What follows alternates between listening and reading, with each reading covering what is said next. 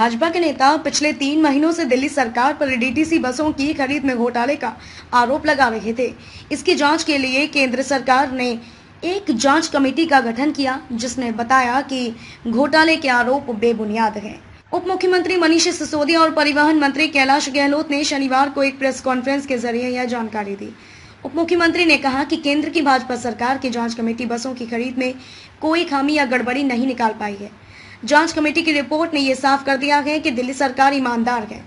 दिल्ली प्रदेश के भाजपा नेता सरकार की छवि को खराब करने का प्रयास कर रहे हैं। नई दिल्ली से आर के जायसवाल की रिपोर्ट। 3 महीने से दिल्ली में भारतीय जनता पार्टी एक बहुत बड़ा झूठ फैलाने की कोशिश कर रही है। भारतीय जनता पार्टी के कई बड़े बड़े नेता बार बार अनर्गल आरोप लगा रहे हैं कि दिल्ली सरकार में अरविंद केजरीवाल जी के नेतृत्व में जो बसें खरीदी जा रही हैं डीटीसी में, उनमें बड़ा घोटाला हो गया।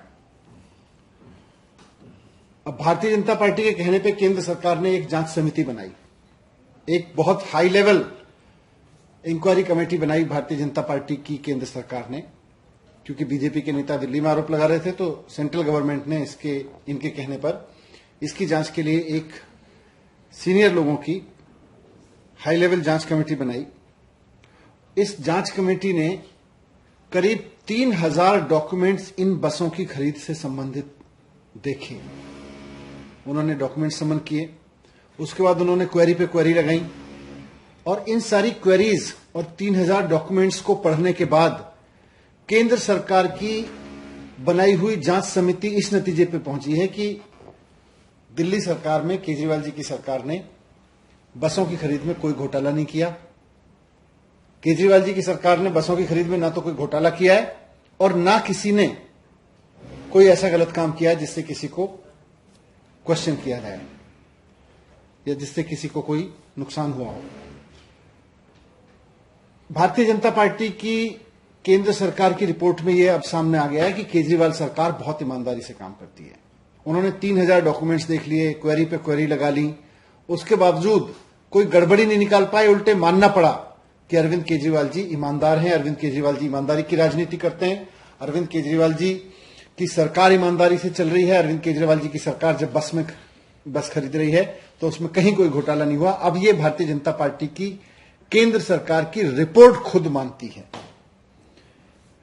आपको याद होगा कि इसके पहले भी भारतीय जनता पार्टी खूब शोर मचाती थी और फिर इन्होंने केंद्र सरकार ने दिल्ली सरकार की 400 फाइलें खोज निकाली थी, 400 फाइलें मंगाई थी, समन की थी, और 400 फाइलों में एक एक पन्ना इन्होंने पढ़ा था और उसमें भी कुछ नहीं निकला, उसमें भी कुछ नहीं खोज पाए। आज डीटीसी की खरीद के 3000 डॉक्यूमेंट्स में भी कुछ नहीं निकाल पाए कि केजरीवाल सरकार कुछ गड़बड़ कर रही है। यह प्रमाण है, केंद्र सरकार की समिति की रिपोर्ट, यह प्रमाण है कि केजरीवाल जी ईमानदारी की राजनीति करते हैं, भारतीय जनता पार्टी की तरह झूठ नहीं फैलाते, भारतीय जनता पार्टी की तरह झगड़े नहीं करते फिरते, काम करते हैं।